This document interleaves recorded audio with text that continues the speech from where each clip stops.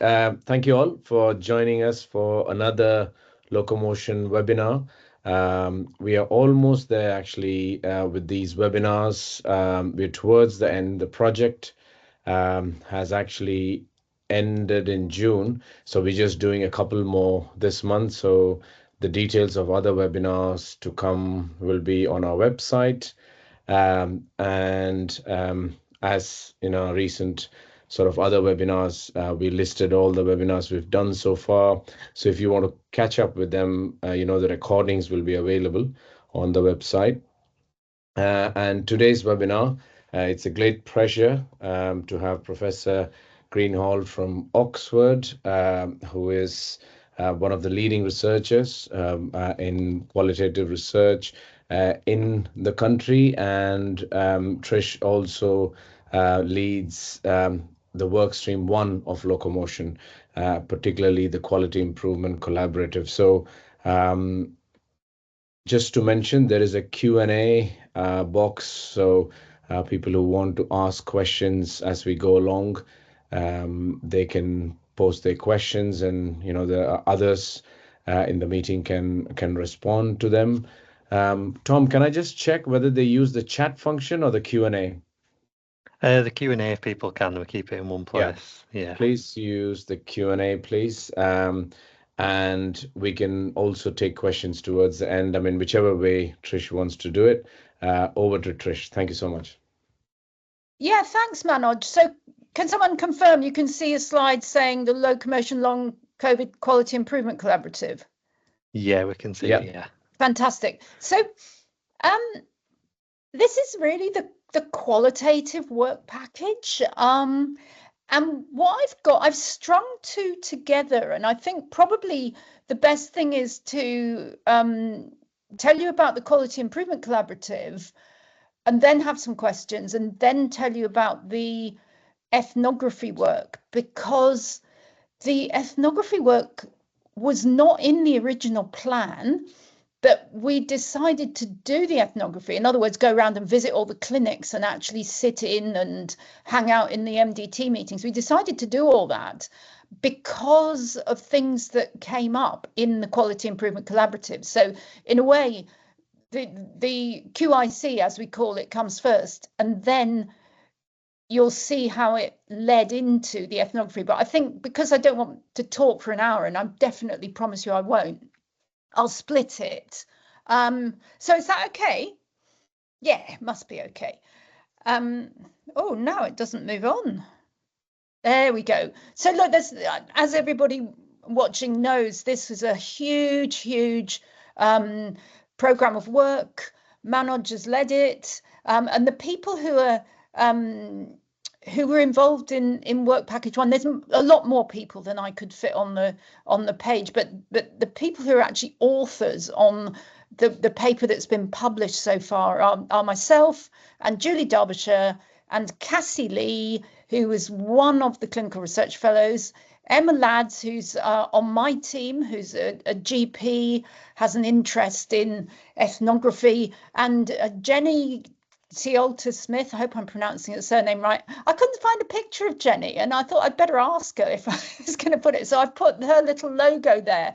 As many of you know, Jenny is a recharging occupational therapist, person with long COVID, and she had some great input, as did other patient advisors, and of course all the CRFs, who've all got their name on the big quality improvement paper, which is still under review. So lots of people to mention there, and sorry if I've forgotten anyone, which I'm sure I have. So the one paper that's already out is this one. It's published in a journal called BMC Medicine. It's open access, you can download it. If you're clever with your phone, you can take a picture of that QR code, and that should take you directly to the link. But anyway, you can just put in that title into Google and you'll get it. Then we've got the big paper under review for clinical medicine that gives quite a lot of nitty-gritty detail on the Quality Improvement Collaborative. And then we've got another paper which should be coming out any day now in one of the sociological journals, which I'm going to tell you about in the second half of this talk. So what do we mean by a Quality Improvement Collaborative? There's actually this really good, this pink booklet from the Health Foundation called Improvement Collaboratives in Healthcare. This is a summary of the evidence. It was published in 2014.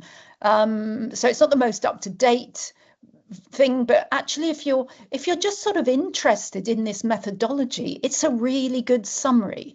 So I've read it so you don't have to, and I've put a summary of it on the right hand side of the slide. So the first thing you need to do if you want to improve quality is pick your topic, and in our case of course it was long COVID, and then the idea is you're going to come together and try and improve services. So you have clinical experts, clinicians from different backgrounds, doctors, nurses, physiotherapists, OTs, dietitians, etc. And they meet periodically with quality improvement experts. So you're asking, where's the patient in all this? And one of the things that was really quite striking was that in the methodology of quality improvement collaboratives, they don't include the patient. And our patient advisory group quite rightly challenged that and said, hang on a minute, what about us? So we then thought, well, we better redesign this. So initially we had one group for patients to think about quality and another for clinicians to think about quality. But then after a bit, we brought those groups together, and there were some benefits to that. And there were also some downsides in that some of the clinicians thought, oh, goodness, I better not admit my mistakes in front of the patients. You can imagine. But I think we were one of the first teams to sort of test out that shall we say, modernization of the QIC model. Anyway, the teams from all the different sites are supposed to come together about every month or 6 weeks, and then they're supposed to set a particular target around some aspect of quality. So they all agree that blah-de-blah is a problem, and we're all going to agree to improve blah-de-blah. And then what they do is to say, what should we do to improve blah, blah, blah. Now, one of the things you can often, but not always do in these collaboratives is look at models of best practice. So, for example, if you're talking about, I don't know, surgery for high risk, something or other, heart surgery, there may be one site that has a low mortality. So everyone would look at that site and say, oh, how come you've got lower mortality than us? What are you doing that we're not?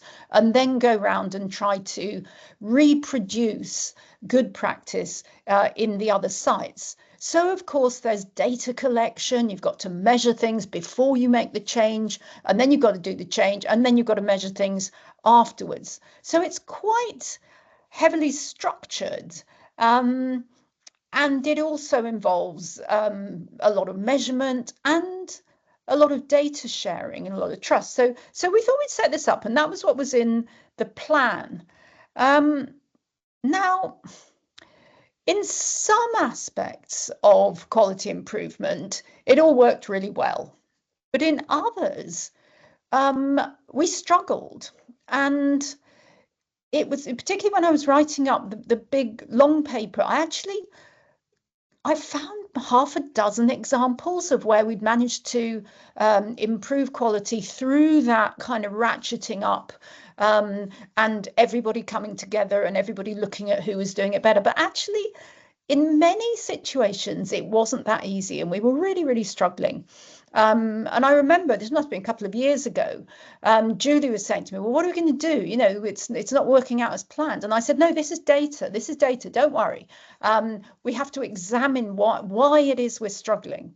And so we came up with a number of reasons why things were difficult. The first was all sorts of constraints and what I've called path dependencies of the particular clinic. So one clinic would have been set up by a particular consultant for a particular reason, and say their funding was put into doing it in a particular way. And once it had started in that way, it was very difficult to change it. Secondly, the tension between the fact that this was we were doing research and also that there were clinical practicalities. And an example of that is the various PROMs that we were talking about, different measures. And those of you who are patients will know that you get asked to fill out various questionnaires. And some of those PROMs were designed with a research focus, some were designed with a much more practical focus. And in some clinics, if you wanted to refer a patient from the long COVID clinic across into, say, mental health, they had to have filled out a very particular questionnaire. And if they hadn't filled out that questionnaire, they weren't allowed to even be considered by the mental health teams. Now, when you've got those practicalities, of course, that questionnaire is the only one that's going to be used. It doesn't matter if the evidence base says that there's a better one. And so there was that tension playing out, and it meant that you can't just make everyone follow what all the other clinics are doing. Thirdly, the interests and the expertise of lead clinicians. We all know that the long COVID clinics were set up quite quickly by consultants in general, sometimes by GPs, sometimes by allied professions who had a particular interest and background. And of course, that shaped what went on in the clinics. Patient population, different clinics were serving different populations, people with different levels of need, of health literacy, different comorbidities, etc. And there were priorities in the clinics that were linked to those. And again, that was a good reason for not trying to make all clinics do exactly the same thing for every patient. A big problem was the guidelines. And I'll give you an example of this on the next slide. The guidelines, I think, were pretty good, given that we'd only been doing this for a couple of years. You know, long COVID's a new condition. People had worked very hard on the guidelines. I was on one of the national groups. Manoj was on one of the international groups for guidelines. So it wasn't that we were being lazy about guidelines. It was just that, you know, they put together, there's still things that we're really not sure about or we disagree about. And sometimes the guidelines were ambiguous.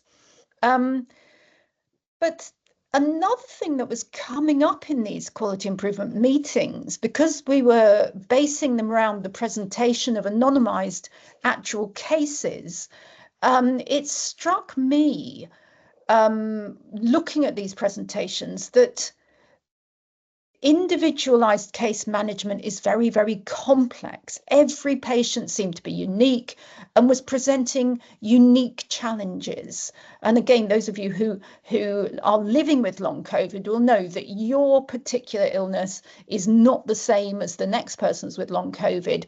And even if it's pretty similar medically, there are things that are at stake for you that are not at stake for the other person, and vice versa. So people were having very different life challenges, and particularly their jobs. People trying to get back to work, it depended very much what work you were doing and what kind of support you were getting. So all that kind of thing. So in the end, one of the things I realised sort of halfway into this 18-month Quality Improvement Collaborative meeting was that in order to get our heads around quality in long COVID care, we really needed to take a deep dive into the particularities of individual cases and not just kind of take a top sweep of what was going on average and in general.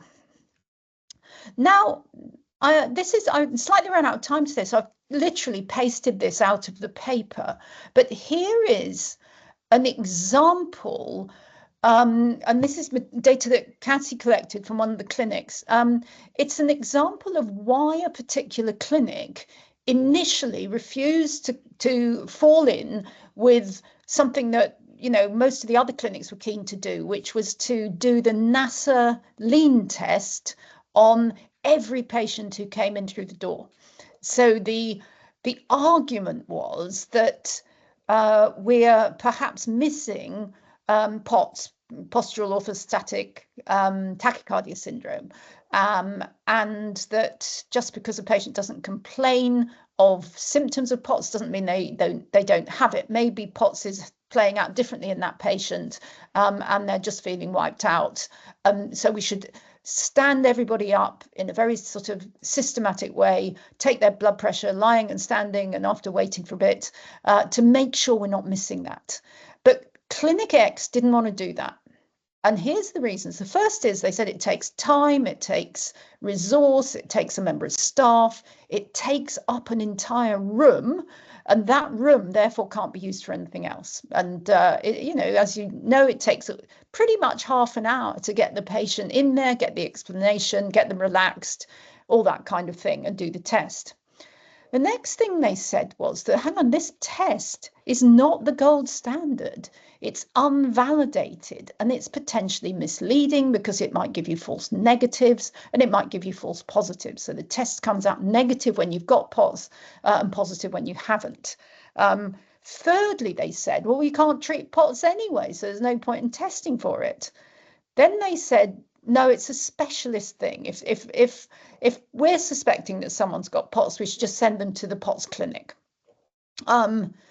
Next, they said, well, it's not going to change your management anyway, because we only treat symptoms. And so if they're not symptomatic, then it's not going to make any difference. Another argument was that, oh no, when we do the triage by telephone, we've already asked them about POTS symptoms, and if they've got them, we've already diverted them to the POTS clinic or to the neurology clinic. So we definitely don't see any. Next, they said, well, POTS is just a kind of manifestation of long COVID, which affects your whole body. So what you need to do is treat the whole body and the whole person with the standard package, and then the POTS will get better. And then the last line was, if you test everyone, you're going to over-medicalize people and you're going to put the idea into their heads. And it's much better in a rehabilitation clinic to orient people to the recovery rather than start testing for things that they haven't even complained of.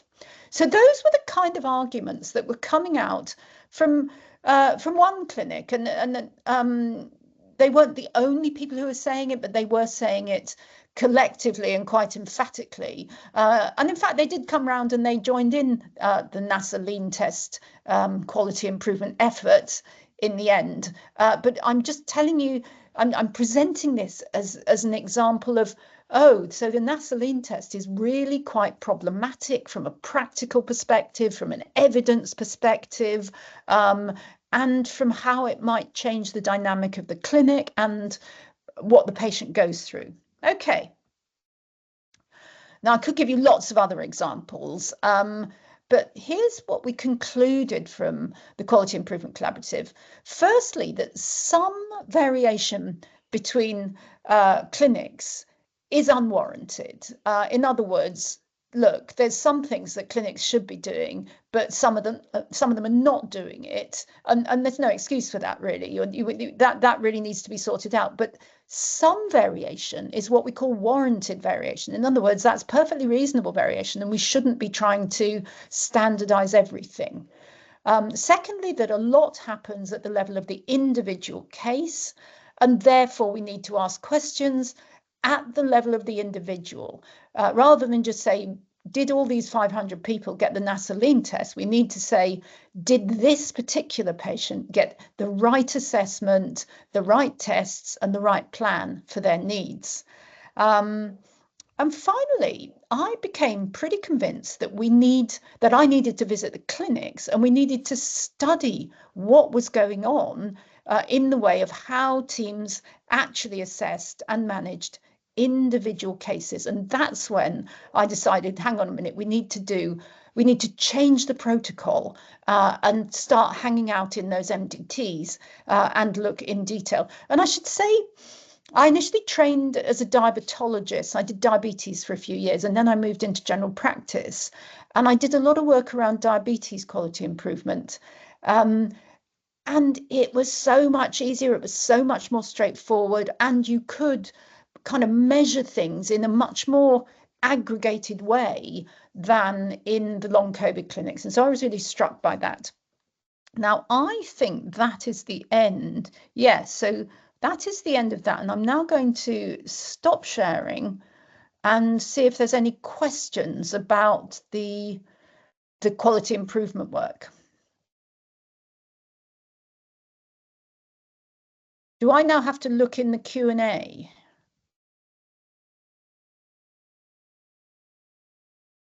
Yeah. Can someone say something? Because I'm not sure that you can even hear me. There's not much, I think, Trish, on. Oh, Yeah. actually, there is one. Yeah, What no, are the there most is actually. what are the Yeah. most effective strategies for fostering a culture Oh, of no, continuous? There you go. that is a brilliant question. What are the most effective strategies for fostering a culture of continuous quality improvement among MDTs? And I think there's a lot of evidence on this, and we summarize it in that BMC medicine paper. One of them is that you all agree on the topic. And that actually was one of the easy bits with us, because we were funded to improve long COVID. So nobody was arguing that we should be looking at a different disease, for example. There has to be trust. There has to be a culture of sharing in a sort of blame-free way. It's like whenever you get a group of people around to kind of examine how well they're performing, if someone shares data that looks like they're not performing at the top, you don't then immediately say, oh, you stupid idiot, why did you do it like that? Or, there does have to be that ethos of collective learning. And I think there's another issue, which is that the participating clinics need to buy into this, and they need to release the person to attend the collaborative, and not say to them, well, you're obviously on Friday afternoon, you're having the afternoon off to do your collaborative when you should be doing your clinical work. They need to have the backing of the consultant and other key people in the clinic to say, you're representing our clinic at that collaborative, and we're very interested in what you're going to bring back, and we'll help you prepare for it, and we'll collect the data. And so it becomes the whole clinic is committed to the process, rather than just one person taking a couple of hours once a month to attend. Because if you do that, you don't get a culture of continuous quality improvement. You just get slightly confused people who are not sure why they're there. Does that answer your question?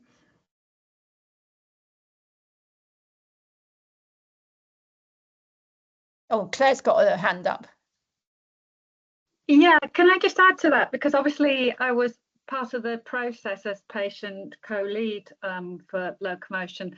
And I think one of the things that helped was, in a way, producing some clinical evidence that it was worth testing. So we encouraged the teams to do the testing and to monitor what they found. And in finding those cases of autonomic dysfunction, for example, the blood pressure and heart rate derangements, I think over time we were able to see, look, this is what you're finding. And also our work then showed that it was in a very high proportion of the patients tested, and therefore really worth it clinically. For me, that really helped buy in to the quality. Yes, you're right. So I didn't, in fact, give you any results for that. That actually, I think 9 out of the 10 clinics, including Clinic X, did test the Nasaline test on all the patients who came in, or as many as they could get hold of.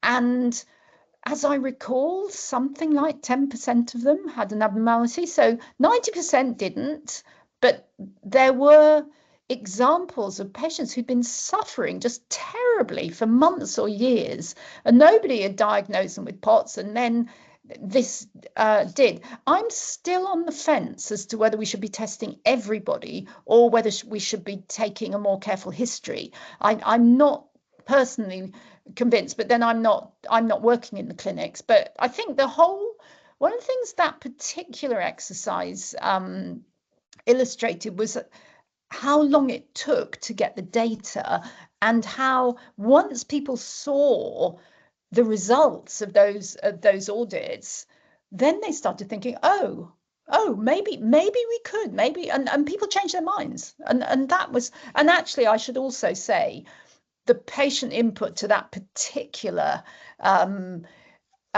initiative was absolutely key. This was one of the top things that the patients came up with, and they nagged us quite rightly. So we did, and I think in the end it wasn't, yes, POTS I think we got the 10% rate of in the group we tested, but I think overall autonomic dysfunction was a lot more than that in total. Yes, we did. It was you listened to us. It was a challenging process for us all, but it's kind of that team development stuff, that horrible cliche of forming, storming and norming, and that kind of stuff, isn't it? I've still got a half-written paper, which I'm still wondering whether to write up, called Not All on the Same Page. We're not all on the same page, because there's this kind of jolly thing that when you do collaborative work with patients, you're all on the same page, but you're not. You're not. The doctors are on a different page. The clinicians are on a different page. The patients bring a different kind of knowledge, and therefore there is conflict. And I am very interested in how that conflict can be productively harnessed. So there's some conflict that is bad, and you just end up sort of hating each other or feeling you don't want to do it anymore. But sometimes you can surface the conflict and you can bring it in as a force that will take forward a quality improvement initiative. And I think we have both types of conflict in that group, to be honest.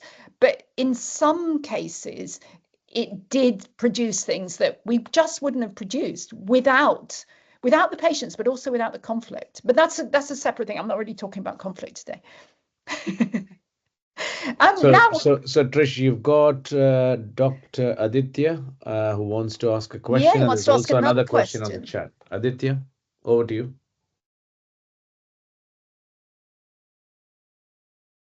Your hand is up, that a Aditya. legacy hand? Okay, in which case, maybe Trish, it's a legacy hand.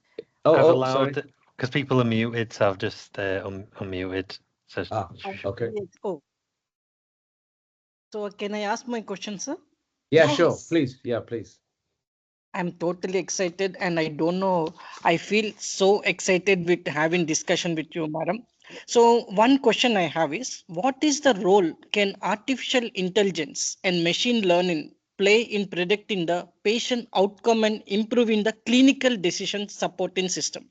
Because everything is clinical decision supporting system. So my question is, what role can artificial intelligence and machine learning play in predicting the patient outcome and improving the clinical decision supporting system? Do you know, that's definitely not the topic I'm talking about today, but I am interested in that topic separately. I think some of the most exciting work on long COVID is involving deep learning and large language models, trying to combine the biomarkers, which are fiendishly complex, with the clinical picture, which is also fiendishly complex. And we've got a paper that's coming out very soon in the Lancet, actually, a review of long COVID, where we mention that, but it's still a research tool.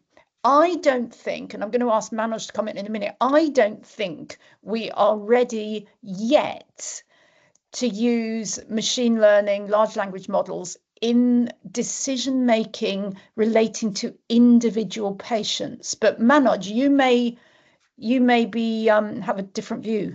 Yeah, no, very quickly. I think the problem is the condition which we are discussing. I don't think we know enough.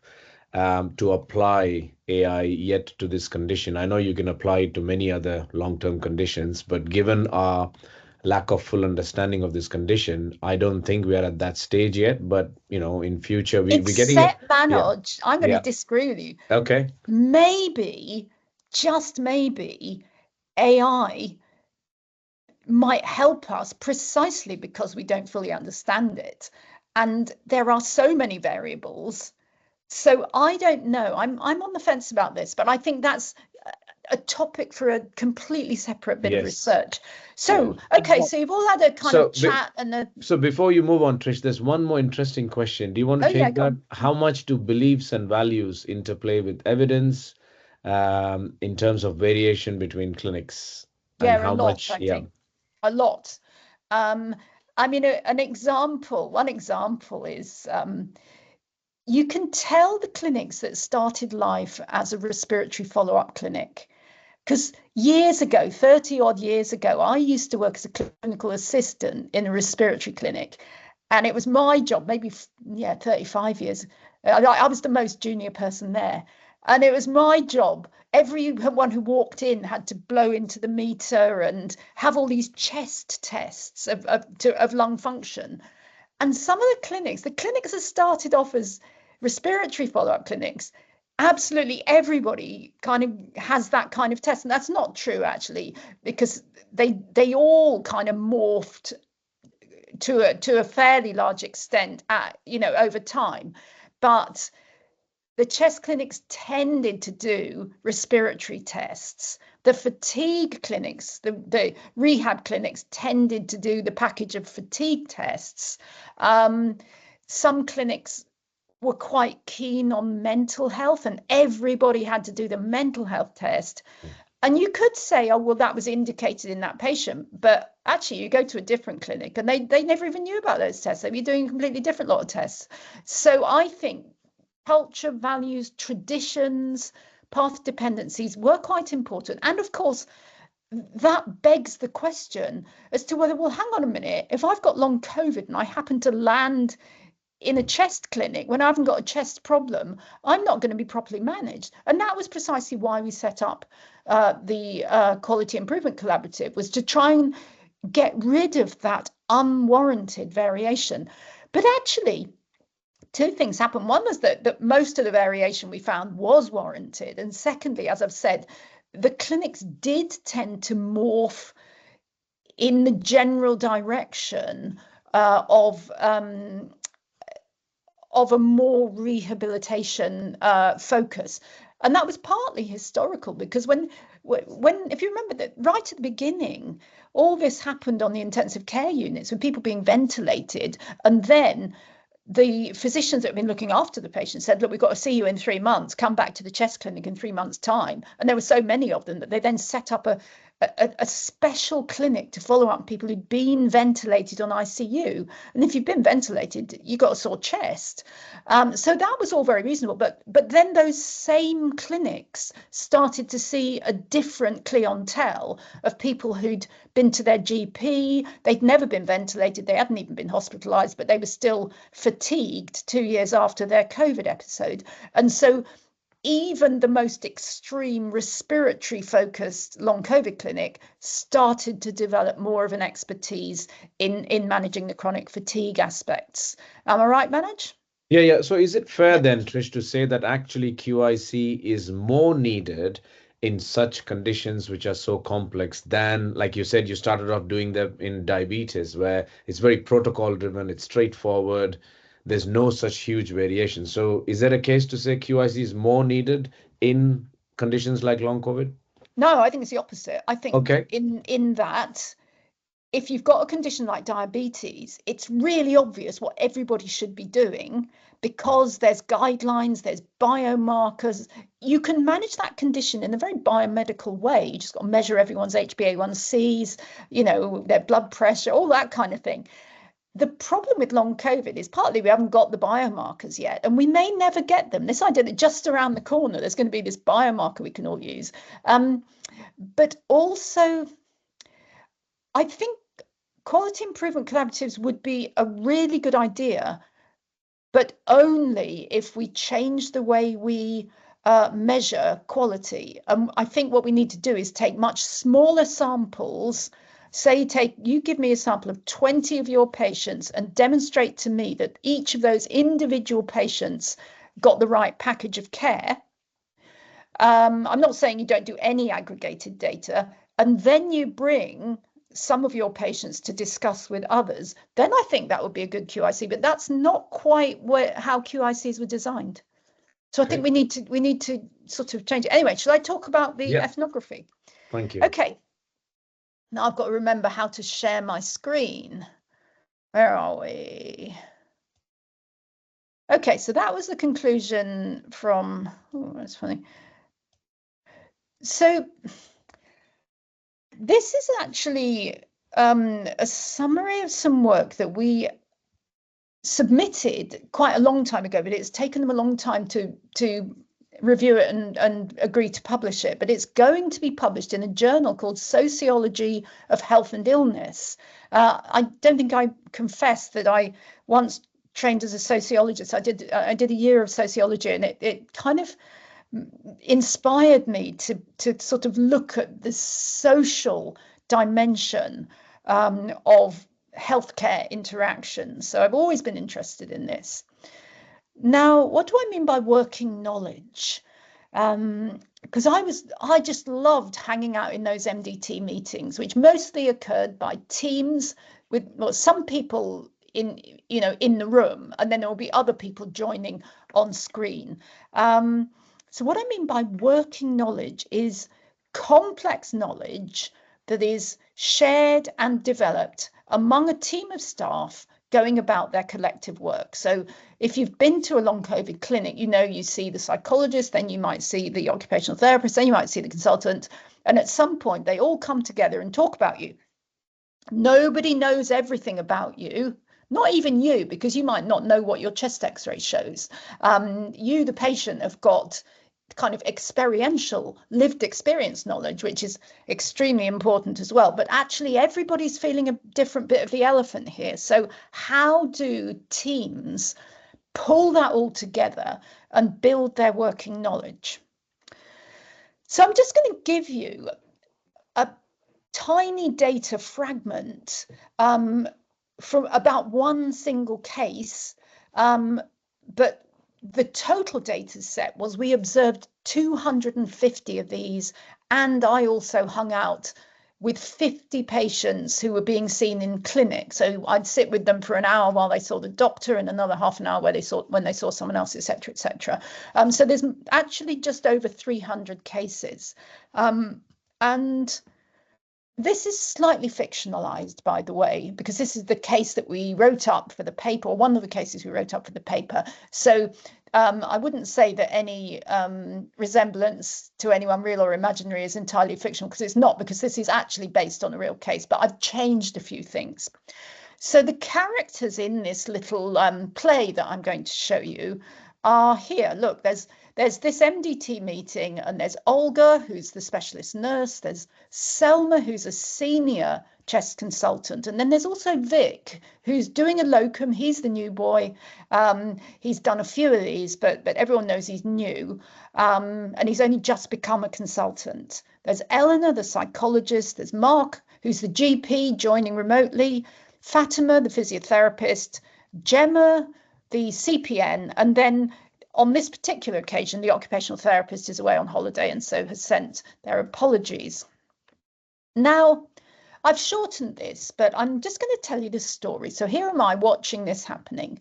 So Olga introduces the case of Mrs. Desai, who's 55, she's a teacher, and she's had COVID 3 times, carefully measured however many months ago.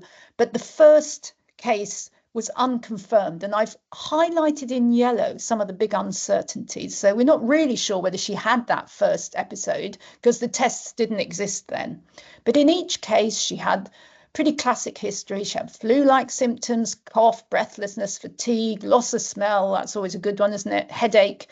And now what she's got is persistence of the fatigue and cough and altered smell. So she's been through pulmonary rehab, but she didn't improve much. So here's another uncertainty was, hang on a minute, why didn't she improve on pulmonary rehab? Because most people improve more than that. Past history includes sarcoidosis, which is another lung disease, which can cause lung scarring. So when we look at her x-ray, she's got these two things that she might have. She's had a hysterectomy 3 months ago, and she's had a blood test after that, which showed borderline anemia. And wouldn't it be nice if there was another blood count to show us that her anemia had improved, but there isn't. So that's another uncertainty. We don't know whether she's still anemic. And then Olga says, well, she was tearful and fed up when she was assessed, as I would be too with all that going on. So then we get the results of the chest x-ray. She's got shadowing at the right lung base, but no hilar lymphadenopathy. And of course, that's gobbledygook to a lot of people. I mean, I'm a doctor, so I know what it means. But there's some people on this call who won't know what on earth that means. So there's all this sort of jargon language being thrown around. Put you out of your misery. The no hilar lymphadenopathy is code for, well, she probably doesn't have active sarcoidosis, so it's probably the COVID rather than the sarcoid. But not everyone understands that jargon. Then the chest CT scan gets read out from a report, patchy airspace opacification, blah, blah, blah, blah, and a ground glass appearance. And ground glass is pretty classic of the effects of COVID. So if you speak that language, if you understand the jargon, this is now looking like it's probably caused by COVID. 2 months later, had a chest MRI scan, which was reported as normal. Now, that's a bit weird because the CT wasn't normal. So Olga directs her question to the respiratory consultants. Here's the uncertainty. Can we clarify what we need to do here? So these teams are very action oriented. We need to do something for Mrs. Desai. Do we do another CT? Or do we say that if the MRI is all right, then we can just say, no, that's fine. So after a pause, Vic pops up and says, I'm not sure. And he bats it to Selma, who's supposed to be the senior consultant, and he's wondering why she hasn't said anything. Then they realise that Selma has lost connection. So Vic's on the spot here. So he says, well, I know you can get infections that show on the CT, but not the MRI. Did she ever get antibiotics? Olga's not sure. So Olga's now rifling through the patient's electronic record and finds, oh, yes, she did get antibiotics before the MRI was done. So Vic then says, well, give me a hospital number and I'll have a look at the film. So Olga reads this out and Vic gets onto his computer. Then after studying it, he comes up with another idea. Has she had any issues with swallowing or reflux? Olga says, well, I don't know. Okay, this is all getting interesting. Then Eleanor asks about the mental health history because she's a psychologist. And Gemma then accesses a different set of patient records because she is the community mental health nurse. She can look in the community record and says there's not really much in there. She was seen 5 years ago for bereavement counselling. She got better quickly. So no real mental health history. So that's a useful piece of information. And then Mark, the GP, says, well, maybe she never had sarcoidosis in the first place. Can we trust that? But Fatima then comes in and says, oh, no, she's had an email from the sarcoidosis person who says, yes, that she definitely did have sarcoidosis. And she can then ping the email across. Now, Selma regains connection. So she gets up to speed and then says that the clinic is taking part in a trial of MRI imaging in long COVID. And this is why they all get scanned. But she then says MRI of the lungs is not a validated imaging tool. So she's starting to challenge this MRI result and saying, well, hang on a minute, you can't trust that. We're just doing a bit of research.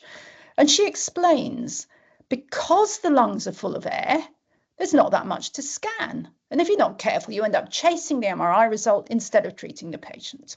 And then she starts to say, well, you actually need a different kind of MRI, different gas. And then she brings in the expertise of the MRI experts. The standard MRI doesn't really do much apart from measure the size of the lungs. So everybody now nods. Selma's explained it really well because she's the expert. Vic didn't know, but Selma's explained it well. The way forward is now clear. They need to reassess the patient and get a repeat CT. Vic, who's now picked up Fatima's email, confirming the sarcoidosis, agrees to pick up this work in his respiratory follow-up clinic. Now, let's unpack what was going on there. There's all sorts of different kinds of knowledge here.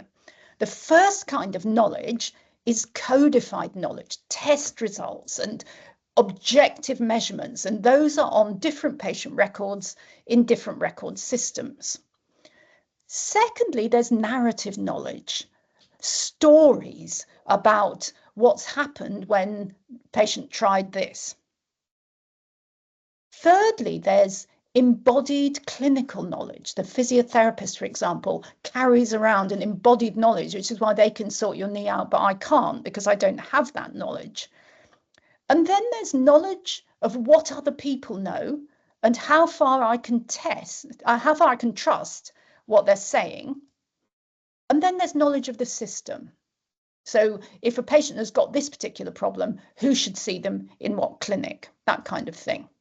And all that knowledge goes into the mix and gets discussed, and it goes round and round and round. So, for example, has Mrs. Desai's anemia improved after her surgery? We need a bit of knowledge there that we don't have, which is the latest hemoglobin level. How well did she engage with rehabilitation? That's a narrative kind of knowledge. How to support Mrs. Desai to master her breathing exercises. That's somewhere in the physio's body there. How much to trust Vic's judgment if Selma doesn't reconnect? I mean, fortunately she did, but was he talking bullshit or not? Important. And then which clinic should be following up shadows on the CT? So all sorts of uncertainties there. And that gets mixed around and discussed. Now, each of these members of the team is connected to a different knowledge community. So Olga, for example, is connected to the nursing community. Vic and Selma are connected to the respiratory physician community. They go off to the chest conferences and they read the respiratory journals. Gemma's linked to obviously the psychiatry community. Mark's in with the GPs, Fatima's in with the physios, etc. I think I've left someone off there, but I didn't have any room. So here's the interesting bit. How do these people bring in all that collective knowledge and put it into the mix and then sharpen a clinical gaze? Well, look at this. Here is, on this slide, look at the bits on the edges, first of all. There are all sorts of things that they completely ignored after a while. The woman had heavy periods, she had a hysterectomy, she had borderline anemia. And if they'd picked up that and chewed on it, that patient would have become a case of fatigue due to anemia, but they didn't. The mental health condition, again, was what we call discursively rejected. They mentioned it very briefly and then they didn't pick up on it. And sarcoidosis. But look at what they did pick up on. Shadows on the chest x-ray didn't improve much on pulmonary rehab. She's got ground glass. She hasn't got high lymphadenopathy. She doesn't seem to have problems with swallowing. So she becomes a case of a possible unresolved chest infection. And that MDT discussion creates a particular working knowledge, which then gets put into practice by sending the patient to see Vic in his chest clinic and having another imaging. I think I'm going to skip over the theory, actually. Do you want Wittgenstein here? These various people have been talking about collective knowledge. And if you read our paper that's coming out, before the end of the week, I'll tell you all about that in the paper. But I think we should actually move on slightly from that. There's various people who have already developed these theories of working knowledge. But one of the things that Gunnar Ellingsen, for example, and Eric Montero, they're Norwegian colleagues of mine, they say that the members of the MDT do linguistic work to render particular bits of knowledge more credible, more trustworthy, and more relevant. So look at this. Here's Selma doing a lot of work to persuade people about this MRI. So first of all, the ethos of the speaker. She's the most senior consultant. Everybody looks up to her, quite rightly, because she knows a lot about respiratory conditions. She then uses imagery. She makes a mental picture, because the lungs are full of air. She does narrativization. So she creates a little story of someone chasing an MRI result instead of treating the patient. And then she invokes expertise from beyond the group. I mean, these are the sort of deconstructions of the rhetorical moves that we do a lot more of this in the paper if you're interested.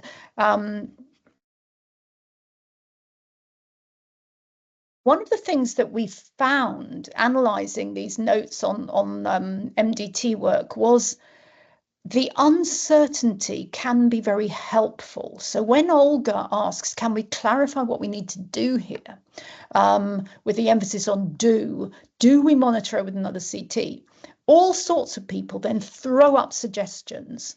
Vic asks about antibiotics, Olga checks, etc., etc. Mark starts questioning the diagnosis of sarcoid. Now, if Olga hadn't exposed that uncertainty and put it on the table for everyone to ponder, those other questions may not have been asked. And the deliberation of the MDT is all about, can we kind of pick open that uncertainty and make progress with it? And we've got really good data. We've got the best data that anyone's ever got on how cases of long COVID are explored and moved forward. So I just want to tell you something really quickly, briefly, before we open it up. The kind of working knowledge that gets mobilized depends on who is in the MDT. So your standard rehabilitation MDT consists of often allied professionals, physio, OT, a generalist, often a general practitioner, a psychologist, and maybe a dietitian, etc. And this MDT brings into being a particular kind of long COVID, which is sort of caused by the body's reaction to illness, and it's managed by by getting the patient to relearn how to breathe, how to think, how to move, etc., etc. And so actually this kind of MDT do not focus on blood tests, and they often don't do, they might do x-rays, but they don't do a lot of biomedical investigations. But actually some MDTs are much more specialized, they're much more biomedical, and you have various doctors. These are sort of tier 4 MDTs. You have a virologist, an immunologist, a radiologist, a pharmacologist, a histopathologist. And what happens here is that this MDT is bringing different knowledge from different knowledge communities, and in these MDTs, there's a lot more talk about inflammation of the endothelium and about particular medications that might get to the bottom of that microscopic damage. So if we go to the rehabilitation MDTs, they're actually quite cautious. In fact, more than cautious, that sometimes they're quite dismissive of talk of endothelial damage, for example. They say it's not helpful to the patient to talk about microclots. That's a direct quote from one of them. Whereas these highly specialized MDTs who are quite keen on the microscopic damage focus, and they may be doing research into it. One of them said to me, look, you can't rehabilitate a thrombotic endothelitis. So we've really got to get to the bottom of this. So different MDTs have different focus. And someone asked me earlier on about the role of culture and values in what goes on in long COVID clinics, but there's also what knowledge communities are the members of the MDT connected to, and how does that influence what we call the discursive examination of what's going on with a particular patient. If you want a fancy word for those differences, we could call it ontological politics, because actually there's a lot of investment in particular versions of what is going on. I would say that people who are running rehabilitation-focused MDTs do not deny that there is microscopic damage, and that's quite important. But what they say is, well, wait a minute, actually what we're doing tends to work, and there's actually not a lot of point in sending off lots of tests around microscopic damage, and vice versa. That the people in these more specialist teams will say, no, rehabilitation does work for a lot of patients, but the patients we see are the ones where the rehab hasn't quite got them where they need to be. So that is the end of my ethnographic presentation. And now I think we have 5 minutes or so for some final questions. Trish, I think there are two related questions here asking for what's the role of patient's perspective and specialist knowledge, integrating that into the working knowledge of MDTs.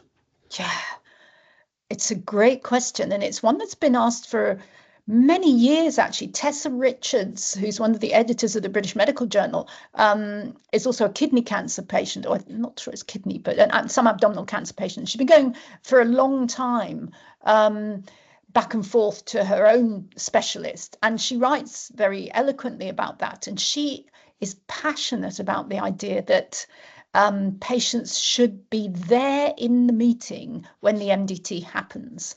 Now, I've sat in on a lot of these, and one of the things about them is that they often happen very, very quickly. So that whole discussion about Mrs. Desai took 6 minutes.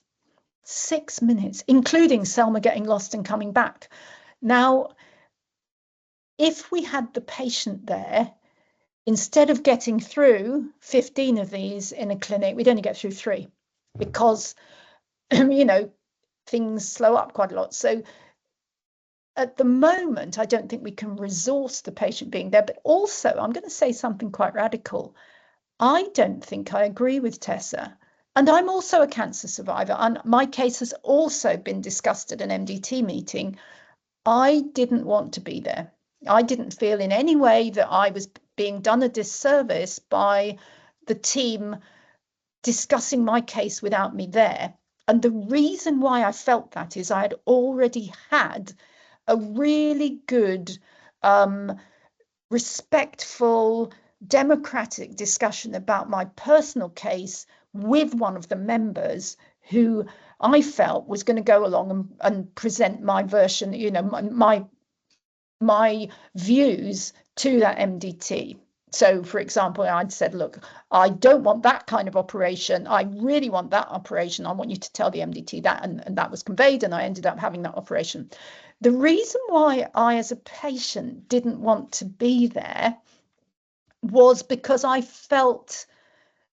think they'll have a better discussion about the science and the prognosis and the medication if they don't have to worry about the sensitivities. So they might, for example, want to say, Trish is pretty neurotic, and I don't think we need to tell her too many things about this because I think she may then worry, or something like that. So I think MDT's meeting without the patient present is often a better way of doing it because it's more efficient, and it can be a better way of doing it because you may get a kind of more direct assessment without having to worry about the patient kind of reacting in a particular way, so long as one clinician has a good relationship with the patient, absolutely understands their perspective, and makes sure that perspective is represented. But I know there's a lot of patients who don't think that. So Trish, there's a very, very interesting question here. If you were to design a clinic now and you could choose any staff, what would it look like? The clinic for long COVID. Yeah. I would have both of those models, the 2 models that I'd presented, and those are what we call ideal types. I mean, no clinic actually corresponds to exactly what I presented, but you see what I'm saying. It's kind of broadly like this or broadly like this. I think there is definitely a role for highly specialized, super duper biomedical experts. But if you put them in charge of every patient, they'd send far too many tests, and they would also weigh everybody down. You know, I'm a GP. I've got a colleague, actually Emma, who was mentioned at the beginning, says that in her practice, there's 60 patients with long COVID. Not a single one of them has it particularly badly. They've all been managed in the community. They are all getting better, and they come and see the GP. I think that their GP is a bit more interested than most. If you go to a very highly specialist POTS clinic, you see people who have clearly got myocardial damage, who've got, without any doubt, they've got an endothelitis. All sorts of tests are abnormal, etc., etc. And they will say that vast numbers of people are being missed. But if they went to Emma's practice and met those 60 patients, they'd realise that actually they're looking at the tip of the iceberg. And it is ever thus. You know, if you go to a breast lump clinic in a hospital, something like 50% of all the breast lumps are cancer.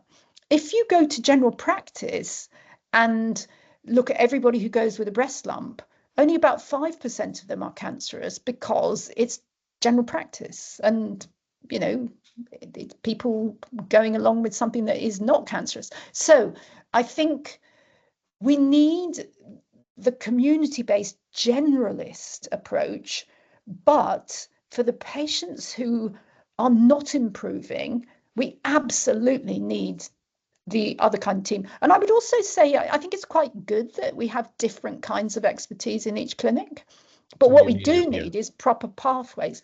I have to say, I don't know if Nikki Smith's here. I think it was Nikki that said, look, this is all very well, but how do I know that my case is going to be brought to the MDT? You know, who's making the decisions about whether my case gets discussed? Because many cases don't get discussed. And I would say that, going back to this question about should the patients be allowed to attend, I would say the patients should be allowed to request that their case is discussed.